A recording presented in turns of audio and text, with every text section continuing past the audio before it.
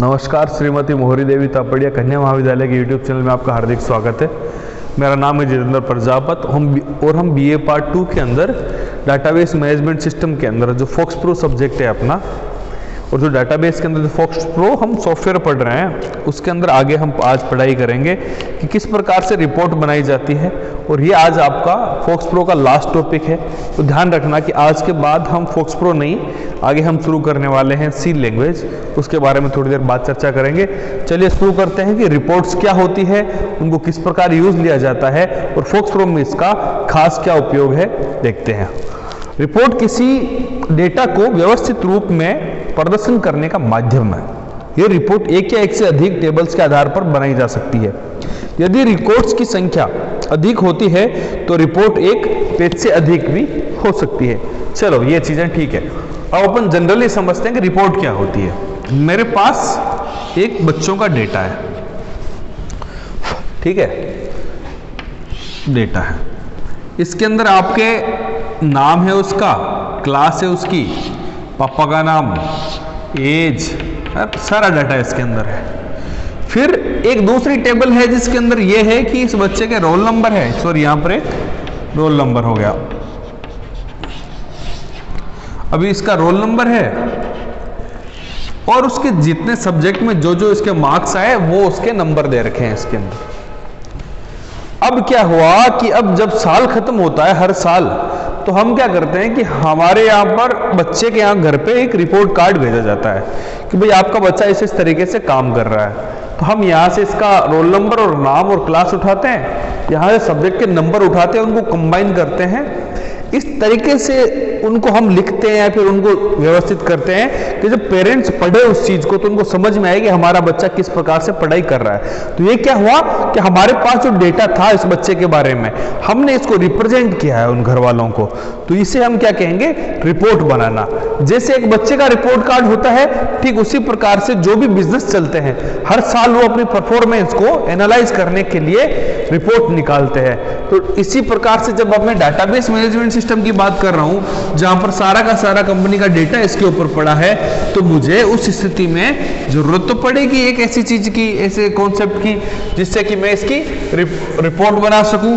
तो ठीक उसी प्रकार का जो है वो कॉन्सेप्ट, उस प्रकार का ऑप्शन आपके फोक्स प्रो जो सब्जेक्ट है, फोक्स प्रो जो माइक्रोसॉफ्ट विजुअल फोक्स प्रो है उसके अंदर अवेलेबल रहता है। वो किस प्रकार से काम करता है चलिए देखते हैं। उससे पहले एक रिपोर्ट में अलग अलग डिफरेंट टाइप ऑफ सेक्शंस होते हैं जो इस प्रकार, इसका पेज हेडर होता है कि भाई पेज पर उस पर हेडर लिखा होता है कि किस काम की चीज है।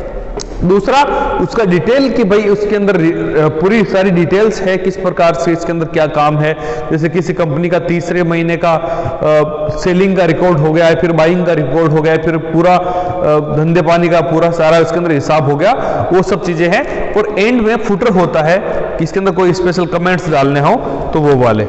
एक एडवांस रिपोर्ट में कुछ चीजें अलग होती है, जैसे ग्रुप हेडर या फिर ग्रुप फुटर।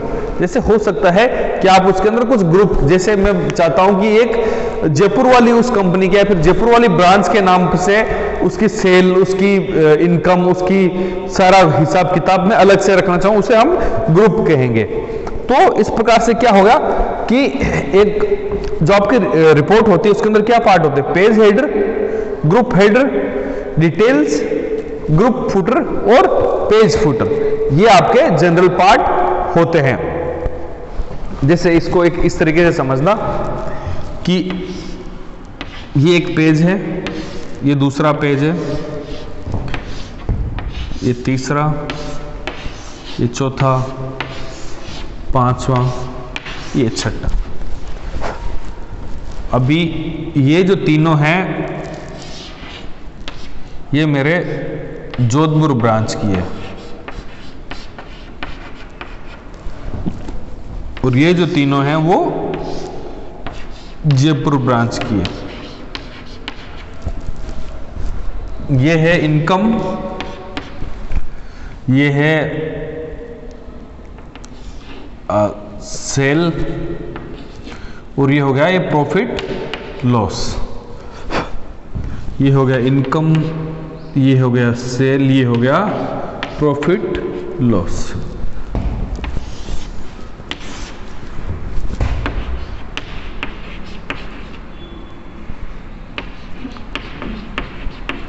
जोधपुर, जयपुर। ठीक है, ये हो गया आपके पास।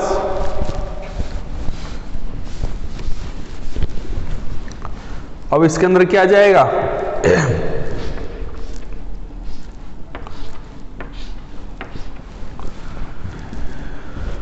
यहां पर आ गया कि भाई डाटा फ्रॉम अक्टूबर टू दिसंबर, और इसका डाटा था शायद सितंबर से दिसंबर। ठीक है, और इसके नीचे आ गया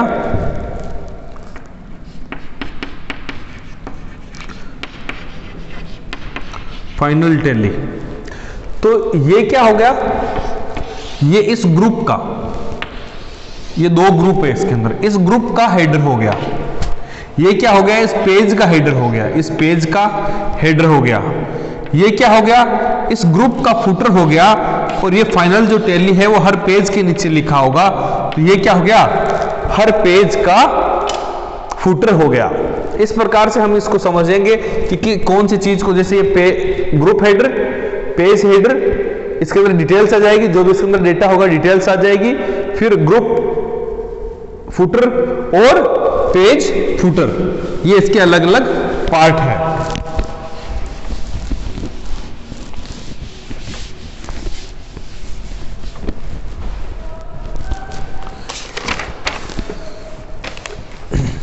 फोक्सप्रो में जो है, अब इन रिपोर्ट्स को बनाने के दो तरीके हैं। पहला तरीका है कि विजार्ड के माध्यम से। विजार्ड क्या होता है, उसके अंदर आपको पहले से सारा डेटा उसके अंदर अवेलेबल है, उसके अंदर सारी चीजें अवेलेबल है, आपको ऑप्शन चूज करने हैं, जो भी क्लिक करना है वो सारे क्लिक करना है और आपको अपने आप बना के देगा।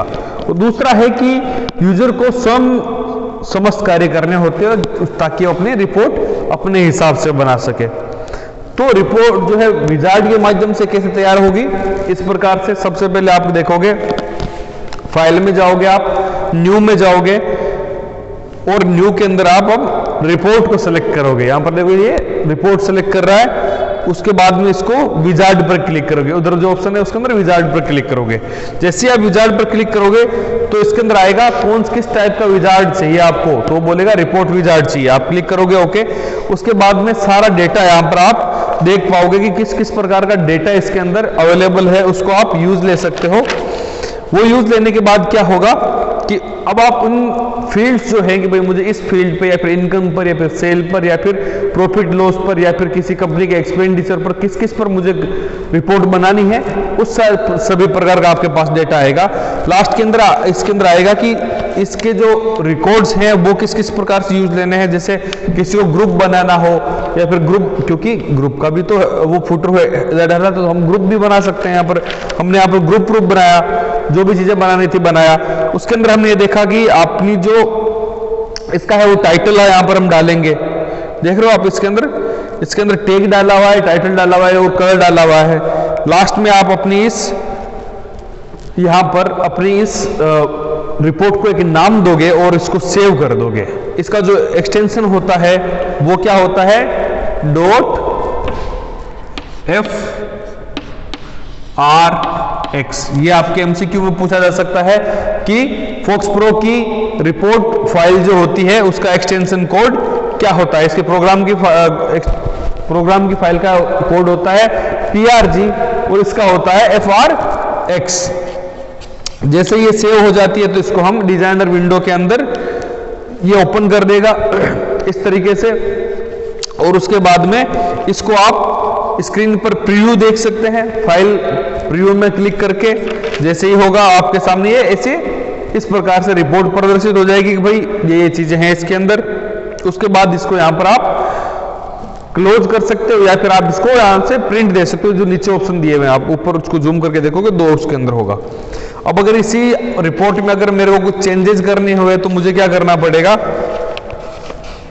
कि मुझे जब मैं ओपन कर रहा हूं किसी चीज को तो ओपन कैसे करूंगा, फाइल में जाकर ओपन का क्लिक करूंगा। अब वहां पर देखो जैसे ही मैं ओपन पर क्लिक किया तो मेरे पास इस प्रकार की विंडो खुलेगी। अब जब मुझे इस प्रकार की विंडो खुलेगी तो मुझे नीचे वाले ये जो फाइल टाइप ऑफ फाइल है उसमें जाके क्लिक करके रिपोर्ट सेलेक्ट करना है। तो रिपोर्ट में अब मेरे पास सिर्फ जो रिपोर्ट फाइलें होगी वो मेरे पास आएगी। अब जैसे मैंने इंपीरियल एकेडमी नाम की एक जो फाइल बनाई थी वो वहां पर मुझे मिल जाएगी, और मुझे उस पर मैं इसका एक्सटेंशन चेक करूंगा, क्या उसका एक्सटेंशन FRX है। FRX है तो वो एक रिपोर्ट फाइल है, मैं उससे क्लिक करूंगा। क्लिक करने से क्या होगा, वो डिजाइनर विंडो में ओपन कर रहेगा। डिजाइनर विंडो में ओपन करने पर क्या होगा कि मैं अब उसके अंदर कुछ भी चेंजेस कर पाऊंगा जिस प्रकार से मैंने उसके अंदर पहले भी चेंजेस किया है। ये थे आपकी डिफरेंट टाइप ऑफ रिपोर्ट कैसे होती है, उसका प्रयोग कैसे किया जाता है, इसके अंदर चेंजेस कैसे किया जाता है। आज आपका फोक्स प्रो जो सब्जेक्ट है वो कंप्लीट हो चुका है। आई होप आपको ये सब्जेक्ट समझ में आया होगा। अगर आपको समझ में नहीं भी आया है तो कोई बात नहीं, आप इसको रिवाइज कर लीजिए, एक बार अपनी बुक को पढ़ लीजिए, सब कुछ समझ में आ जाएगा। नहीं समझ में आया तो मुझे बताइएगा, कोई भी पॉइंट, कोई भी टॉपिक, कोई भी इश्यू हो जो मुझे जरूर बताइएगा, मैं आपकी हेल्प करूंगा। एग्जाम से पहले हम एक बार इसका रिवीजन करेंगे, हम इसको समझेंगे किस प्रकार से अच्छे मार्क्स लाए जाएंगे। उससे पहले हम कौन से क्वेश्चंस हैं जो आने का पोटेंशियल रखते हैं और कैसे हम इसके अंदर एक बेहतर नंबर लेके आ सकते हैं, इसकी भी हम स्ट्रेटेजी तैयार करेंगे। आई होप आज की आपको क्लास समझ में आई होगी। आपको सब्जेक्ट पूरा होने की खूब कोटि बधाइयां। और चलिए शुरू करते हैं कल से एक नया सब्जेक्ट। हमारे इस चैनल के साथ बने रहिए, लाइक करें, शेयर करें, सब्सक्राइब करें, अपने स्वास्थ्य का खूब ध्यान रखिएगा। धन्यवाद, टेक केयर।